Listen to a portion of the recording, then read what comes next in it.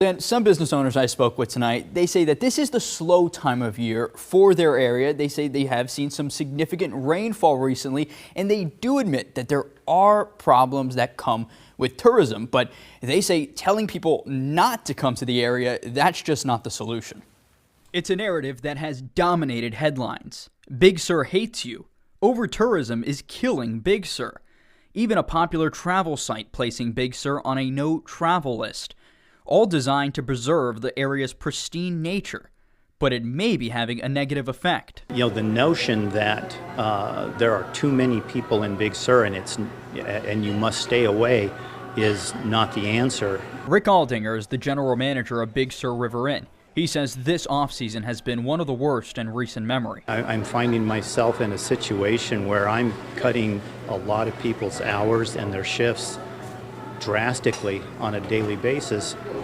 And what really hurts is it's right before Christmas. Aldinger said he acknowledges there are problems. It's a behavior issue much more than it is a numbers issue. Now, obviously, with the sun down, this does not tell the story of what the Bixby Bridge is during peak hours. But business owners in Big Sur tell us this couple hundred feet of roadway does not tell the complete story of the 90 miles of Big Sur.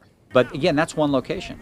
To cast Big Sur as a region, as a destination in the light that somehow it's over-visited or the impacts of visitation have created a net negative, that is just flat out not true. Big Sur Chamber of Commerce President Kirk Gaffill said the online narrative is pushed through anecdotes and not actual data. We are probably 15 to 20% below the peak visitation levels that we experienced in 2015, 2016. As for whether the negative marketing is slowing down visitation, Gaffill says it's too early to tell. He and Aldinger say the message is not only false, but frustrating. What drives all of this and what funds the parks, what funds their ability to protect and conserve the environment and the areas that they're responsible for, is tourism. Without tourism, this community suffers tremendously.